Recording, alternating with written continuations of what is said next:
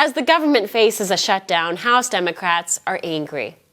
New York Congressman Dan Goldman accused President Trump of allowing Elon Musk to govern through tweet, with Musk serving as an unelected oligarch.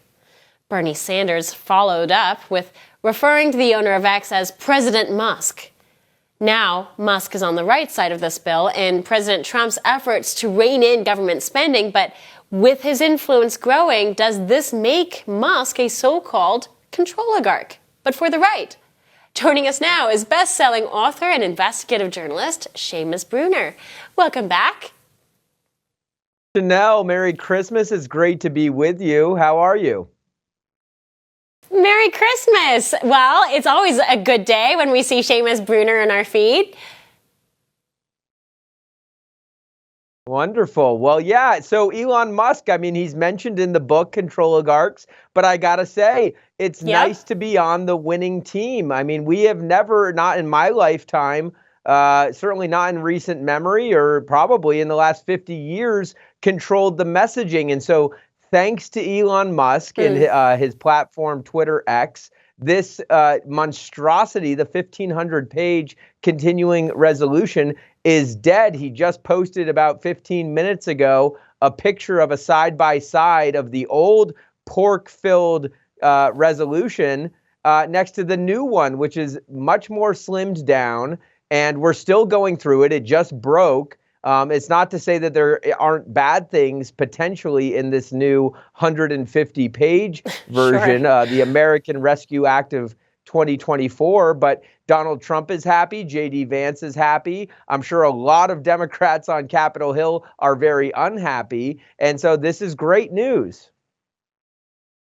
It is good news, and you were one of the early skeptics of Musk. I remember in your book, Control Oligarch, you list him not as an enemy necessarily, but you did view him as someone who was a question mark. And yes, now he is squarely on the side of pushing for transparency, pushing for a closer and more skeptical look at these kinds of bills. That surely is a good sign.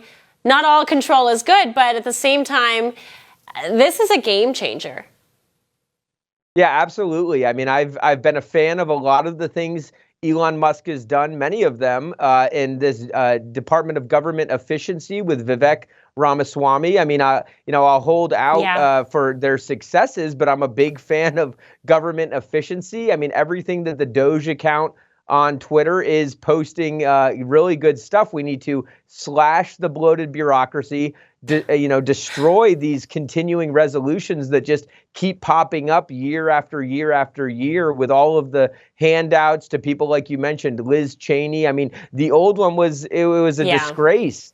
I mean, we went through the 1,500 pages, and I don't ever want to have to go through 1,500 pages of continuing resolutions again.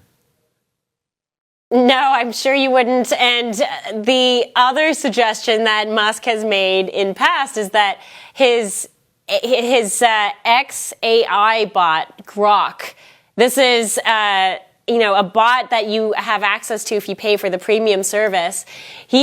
Musk recommended that Grok start summarizing these bills so that lawmakers would actually start reading the bills that they end up passing.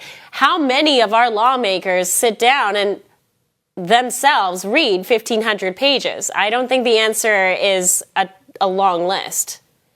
No, I can tell you, Chanel, it's none of them. None of them actually read, because nobody reads 1,500 pages. Only psychos like us at the Government Accountability Institute actually go through page by page and read 1,500 pages of because the language it's such garbage. So I ran the old CR through Grok. I ran it through ChatGPT. Grok is obviously the superior AI bot, but nonetheless, I said, give me every single dollar sign mentioned. And I'm telling you, it took a number of times with ChatGPT to actually produce any results that were meaningful. But when it did produce the results, it was hundreds and hundreds and hundreds of dollar signs. And so as I'm reading through those, I'm just like, well, I've got to look at the regular language in the bill, but it's not regular language. It's all Washingtonese that is, it's the normal people can't read it. I don't think anybody can read it. And I know for sure the lawmakers and decision makers on Capitol Hill aren't reading it. It's staffers and lobbyists.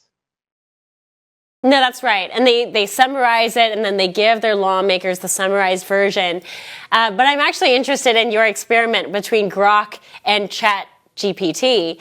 Grok's algorithm is obviously very different, but it pulls more from users on X, articles on X, along with some other sources, whereas ChatGPT pulls largely from essentially Google, which at this point we all know is also heavily censored and veers left more than it veers right. Yeah, that's absolutely true. When we're doing research for Peter Schweizer's books and my books, and the content we put out, we use left-wing sources because it's always best to use their sources against them. Who could argue with the New York Times? And so ChatGPT has the same kind of effect that Google has, where it's like once it tells the truth, it's actually more valuable. But Grok is much more fun. It's actually much more fair. But it's kind of like reading articles from OAN or one of our favorites, Breitbart. And so they give a different perspective, both of the AIs, and it is a fun experience to kind of see which one leans which way. And ChatGPT can put out these spreadsheets, and so when it gave me the spreadsheet for what's in the CR, I was blown away because first of all, it took about 6 queries. They say it's too big to even give results for, and after trying multiple times, it eventually spits something out, and that's when I had to go back and actually go page by page. Neither of them are perfect, but I will say that Grok is absolutely worth using. Interesting.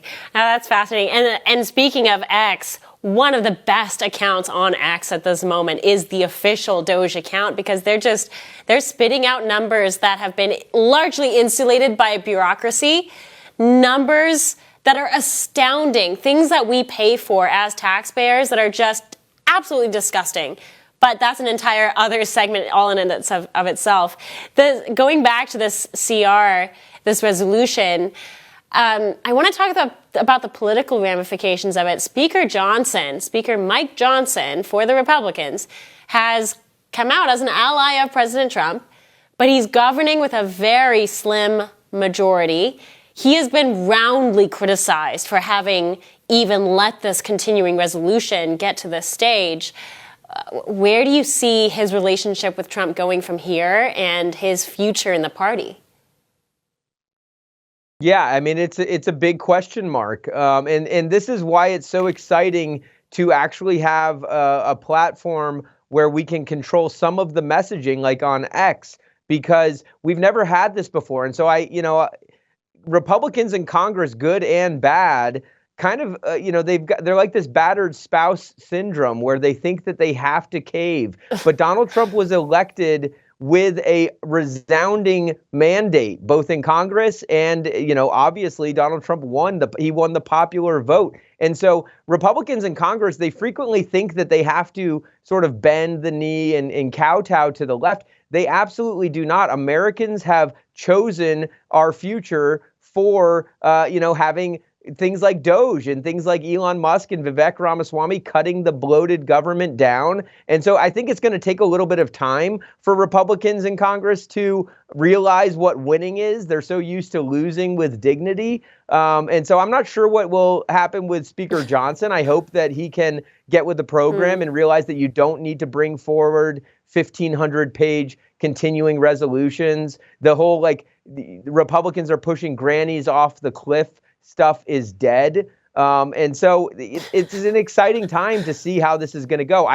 By the way, I'm not saying, I don't believe that Republicans in Congress are all going to just suddenly grow spines because Donald Trump has Elon Musk on his side and we now have some messaging. I mean, it's going to be a fight. You see this happening every day with Republicans in Congress going against the Trump mandate. But in any case, this is a good day. I agree with you. I think largely it is. And I think the the mini libertarian in me, I'm not full-blown libertarian, but the mini libertarian that resides in my soul is just cheering for the government to just go ahead and shut down. Let's just, I don't know if we really need the government considering its performance in the last few years, but that's a very unpopular opinion. No, I know. Seamus Spooner, always a pleasure. I know. Always a pleasure to have you on. Thank you so much. Thanks, Chanel.